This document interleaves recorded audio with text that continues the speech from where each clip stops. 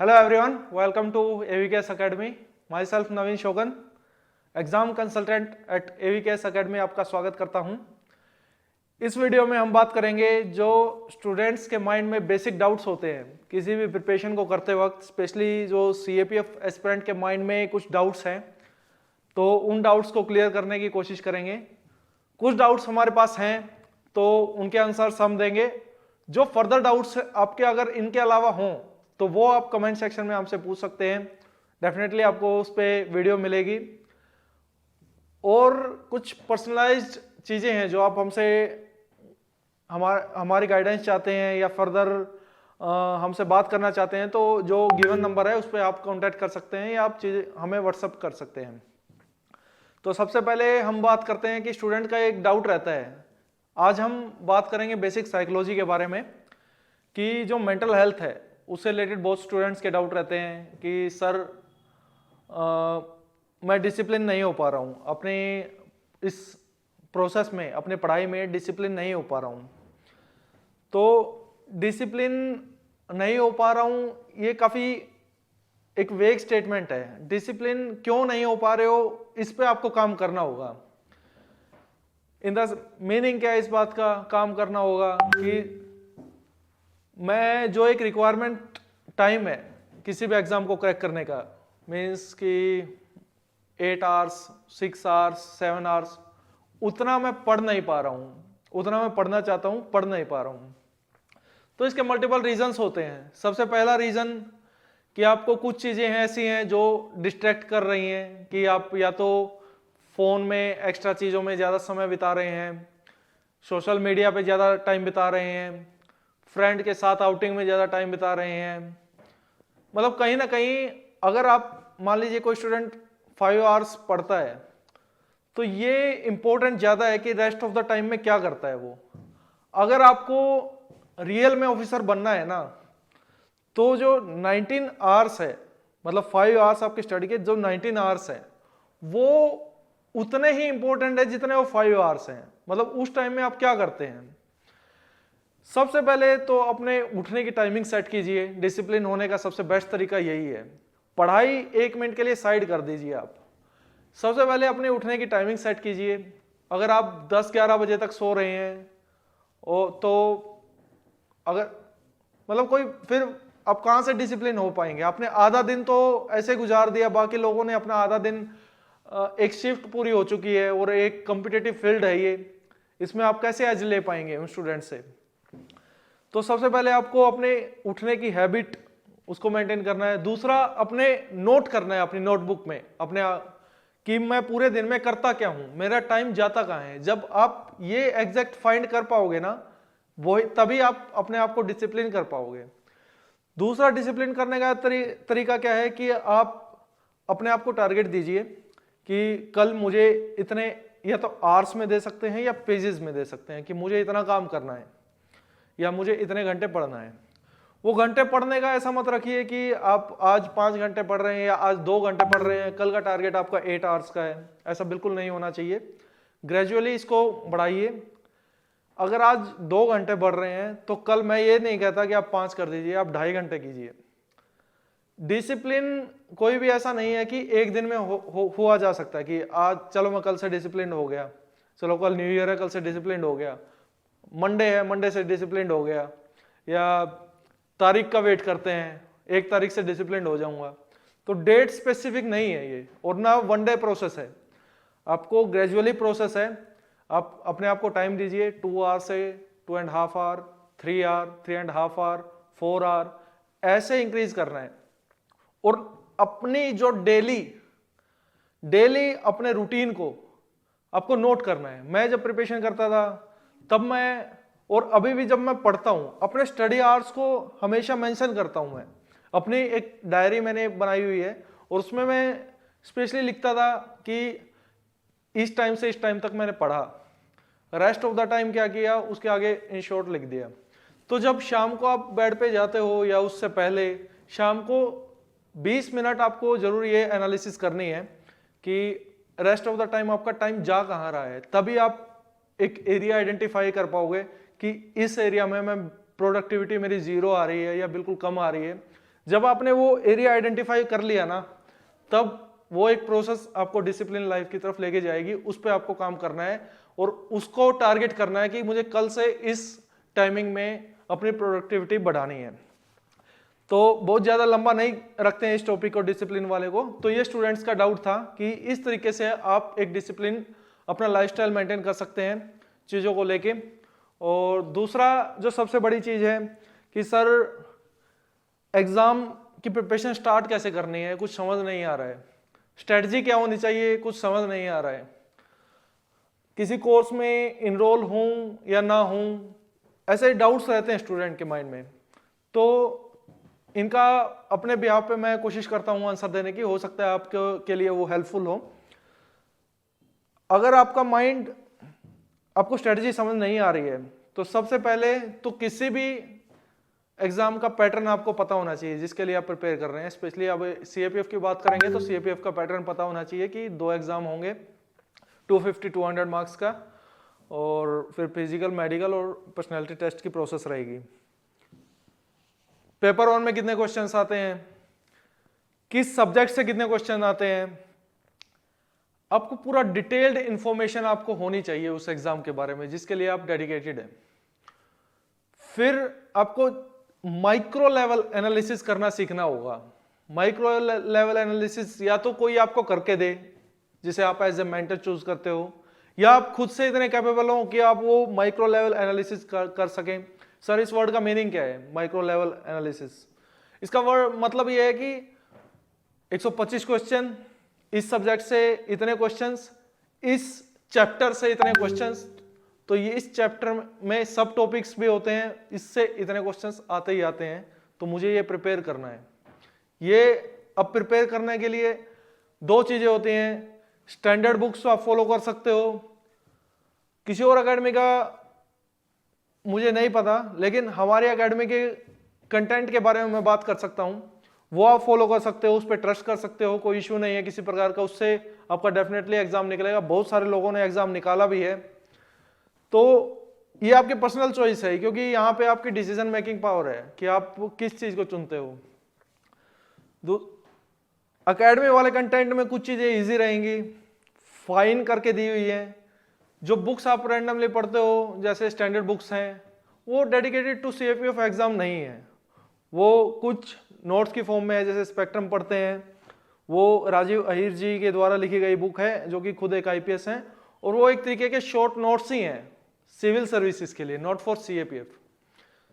मैं ये नहीं कह रहा हूं कि सीएपीएफ एस्पिरेंट को वो रिकमेंड नहीं करनी चाहिए, वो कर सकता है, उसे डेफिनेटली कर सकता है, लेकिन आपको अपना लेवल भी देखना है कि क्या मैं वो पढ़ने की क्षमता रखता हूं, मुझे वो पढ़ना है या नहीं पढ़ना है। एक स्मार्ट स्ट्रेटजी आपको अपनानी होगी। स्ट्रेटजी मतलब स्मार्ट स्ट्रेटजी। फर्दर कोई डाउट आए आप हमारे हेल्पलाइन नंबर पे कॉल कर सकते हैं स्ट्रेटजी रिलेटेड। कोर्स लेना है ना लेना है किसी का, ये आपकी अपनी पर्सनल कॉल होगी। ये मल्टीपल चीजों पे डिपेंड करेगा कि आपकी अफोर्डेबिलिटी की कॉस्ट है या नहीं है, आप अपनी पढ़ाई को लेके सीरियस हैं या नहीं है, तो इन चीजों पे डिपेंड करेगा। लेकिन इतना मैं बता सकता हूं कि अगर आप कोर्स में एनरोल होते हैं तो आपको जो टाइम है वो काफी हद तक सेव हो जाएगा। मतलब अगर आप किसी खुद से पढ़ेंगे तो हो सकता है वो चीज प्रिपेयर करने में आपको 40 डेज लग जाए, कोर्स में की हेल्प से वो 20 डेज में कंप्लीट हो जाएगी और डिटेल्ड मैनर में हो जाएगी। हर एक स्टूडेंट की इतनी कैपेबिलिटी नहीं रहती कि वो खुद से हर चीज, हर टॉपिक समझ सके, तो उसके लिए कोर्स आपकी हेल्प करता है। फर्दर क्या डाउट रहता है सर स्टूडेंट्स का, दिन में पढ़ना चाहिए या रात में पढ़ना चाहिए? ऐसा जो ये बहुत सारा रहता है कि सुबह ज्यादा याद होता है, रात को कम याद होता है। याद होने की बात नहीं है, बात है कि माइंड आपका किस समय कितना एक्टिव होता है उस चीज पे। अगर आप सुबह उठ के भी प्रोक्रास्टिनेशन कर रहे हैं, थॉट्स में चले जा रहे हैं, तो कोई मतलब नहीं है सुबह जल्दी उठ के पढ़ने का। और या फिर रात को इन चीजों में चले जा रहे हैं थॉट्स में, तो रात को भी फिर कोई मतलब नहीं है। तो क्या सुटेबल टाइम है? सुटेबल टाइम कुछ नहीं है, पढ़ना सुटेबल है, ये इंपॉर्टेंट है। पढ़ना इंपॉर्टेंट है, टाइम इंपॉर्टेंट नहीं है कि किस टाइम पढ़ रहे हैं। आपको एक फोकस स्टडी करनी होगी। फोकस स्टडी कैसे होगी सर? जब तक इस फोन को साइड नहीं करोगे ना तब तक फोकस स्टडी नहीं होगी। फोन को कैसे साइड कर दें? फोन आप जो आपने प्लान किया है अपने कि मुझे इस समय से इस समय तक पढ़ना है, तो उस समय आप अपना फोन बंद करके या बिल्कुल साइलेंट करके, वाइब्रेशन मोड पे नहीं, अपने बैग में और या अलमीरा में एट ए डिस्टेंस आप रख सकते हैं, जहाँ तक इजीली दोबारा फिर कोई मैसेज पॉपअप ना हो या आपको दिखे ना, बार बार आपका माइंड किसी शॉर्ट को देखने के लिए ना जाए, इंस्टाग्राम के रील के लिए कोई उत्सुकता ना आए, मतलब इजीली आप फोन तक ना पहुंचे। जब तक आप इसको दूर नहीं करेंगे ना तब तक आप फोकस स्टडी करना थोड़ा सा डिफिकल्ट है। तो रात में पढ़िए या सुबह पढ़िए ये इंपॉर्टेंट नहीं है, पढ़ना सबसे ज्यादा इंपॉर्टेंट है, वो आपको करना है। फिर कुछ स्टूडेंट्स का ये रहता है कि सर मुझे एग्जाम फोबिया है, मुझे एग्जाम में डर ज्यादा लगता है, मैं एग्जाम में बैठते ही ऐसा हो जाता हूँ, मैं याद सब भूल जाऊंगा। मतलब स्टूडेंट्स के माइंड में, स्पेशली कुछ गर्ल्स में भी ये चीज़ मैंने देखी है, अपने कलीग्स में भी, अपने फ्रेंड में भी और कुछ सारे स्टूडेंट्स में भी, कि एग्जाम में बैठते ही भूल जाऊंगा। ऐसा बोलना बिल्कुल बंद कर दीजिए, आप डे 1 से ही बंद कर दीजिए। कुछ नहीं बोलेंगे आप एग्जाम में, कुछ नहीं बोलेंगे। आपने अच्छे से पढ़ा है तो, अगर मल्टीपल टाइम्स आपने रिवीजन की है तो आप कुछ नहीं बोलेंगे। ये सिर्फ एक मन का डर है जिसके कारण आप अपने 10 मार्क्स लूज कर देते हैं। इस डर के कारण जो आता होता है फिर कंफ्यूजन आती है इससे। जितनी बार माइंड में बोलोगे कि कहीं भूल जाऊं, फिर चांसेस है भूलने के। अगर आप ऐसा आज से ही बंद कर देंगे, जो अदर स्टूडेंट्स है जिनका क्लियर होता है वो एग्जाम देते हैं, वो तो नहीं भूलते हैं। क्या स्पेशल माइंड है क्या उनके पास, या वो बादाम ज्यादा खाते हैं और आपको बादाम नहीं मिलता है? ऐसा कुछ नहीं है। ये सिर्फ यहाँ की बार बार बोलने का नतीजा है कि आप एग्जाम में ऐसा फियर क्रिएट करते हैं और जिसके कारण आपको ऐसा लगता है कि मैं भूल रहा हूँ और गलती करते हैं और मार्क्स लूज करते हैं। तो एग्जाम फोबिया ऐसे ही दूर कर सकते हैं कि मैक्सिमम आपको टेस्ट लगाने हैं। चलो पहले टेस्ट में डर आया, दूसरे टेस्ट में डर आया, तीसरे टेस्ट में डर आया, चौथे टेस्ट में डर नहीं आएगा। जब आप किसी काम को इतनी बार कर दो ना तो आप उससे डर आ ही नहीं सकता। ये ह्यूमन माइंड की टेंडेंसी है।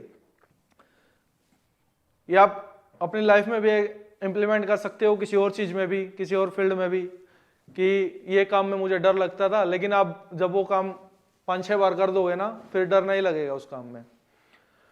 बहुत सारे स्टूडेंट्स को ऐसा लगता है कि सर फेल हो जाऊंगा या हो जाऊंगी, क्या करूंगा, फेल हो गया तो कुछ और नहीं है लाइफ में करने के लिए।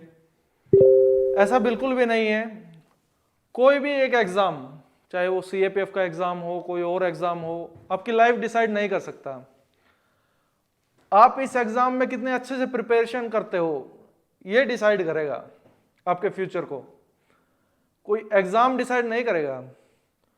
मतलब आपकी प्रिपरेशन काफी अच्छी है, आपने बहुत अच्छी मेहनत की है, दबा के मेहनत की है, तो हाई चांसेस है कि आपका सिलेक्शन हो जाएगा। और किसी कारण अगर सिलेक्शन नहीं भी हो पाता है, 1% हम ये भी सोच लें चलो कि सिलेक्शन नहीं भी हो पाता है, तो जिनके पास अदर अटेम्प्ट है वो फर्दर ट्राई कर सकते हैं। जिनके पास अटेम्प्ट भी खत्म हो जाते हैं उनके पास अपने आप अलग अपॉर्चुनिटीज आ जाती हैं। वो कैसे आती हैं सर? उनके सोचने के प्रोसेस चेंज हो जाती है। ये जो एग्जाम है, कोई भी UPSC का एग्जाम अगर आप प्रिपेयर करते हो, ये केवल सब्जेक्ट मैटर गेन करने का एग्जाम नहीं होता। ये आपका पेशेंस बढ़ाता है, परसिवरेंस बढ़ाता है, और ऐसी ना जाने कितनी क्वालिटीज आपके अंदर भर देता है ना, इनकलकेट कर देता है आपके अंदर, कि आपकी लाइफ में हर एक फील्ड में वो काफी हेल्पफुल होती हैं। चाहे आप किसी फील्ड में जाएं, चाहे आप फर्दर एजुकेशन, हायर एजुकेशन में जाते हैं या किसी कॉर्पोरेट सेक्टर में जाते हैं। हो सकता है इनिशियल समय में आपको ऐसा इनिशियली ऐसा लगे कि ग्रो नहीं कर रहा, 1 ईयर 2 ईयर थोड़ा लेट ग्रो करें, लेकिन ये बात श्योरिटी है कि जिसने तैयारी नहीं की है ना उससे ज्यादा कैपेबल होंगे आप और उससे ज्यादा जल्दी ग्रो करेंगे। तो जो पढ़ाई है वो कभी कभी कभी वेस्ट नहीं जाती, ये हमेशा याद रखना। तो फेलियर फोबिया अपने माइंड से निकाल दो। फेल होगा क्या होगा, ये भी सोचना बंद कर दो कि एग्जाम निकलते ही ये करूंगा, एग्जाम निकलते ही वो करूंगा, इससे बदला लेना है, उसको प्रपोज कर दूंगा, उससे वो करना है, उससे वो करना है, उसको वो शो ऑफ करना है। ये प्रोकास्टिनेशन में चले जाते हो, पढ़ाई हो ही नहीं पाती। पढ़ाई नहीं होगी, रिजल्ट नहीं आएगा, फिर कैसे जो इतने सपने संजो रहे हो बदला लेने के, वो कैसे ले पाओगे? तो ऐसे थॉट्स में नहीं जाना है, ठीक है।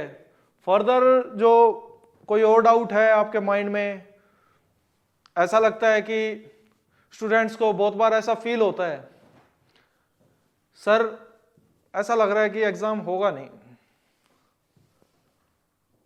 तो यू आर नॉर्मल। अगर आपको ऐसा नहीं लग रहा है ना, फिर आपने प्रिपरेशन स्टार्ट ही नहीं की है। अगर आपको ऐसा फील ही नहीं हो रहा है ना कि आपको डर ही नहीं लग रहा है किसी भी चीज का, फिर आपने प्रिपरेशन स्टार्ट ही नहीं की है। डर कुछ हद तक काफी फायदेमंद है। फियर इज ए मोटिवेशन, मेरा मानना तो यही है, लेकिन लिमिटेड मैनर में होना चाहिए वो फियर। इतना नहीं कि आपकी कैपेसिटी कैपेबिलिटी को वहीं रोक दे, आपको चीजों को करने ही ना दे, इतना भी डर नहीं होना चाहिए।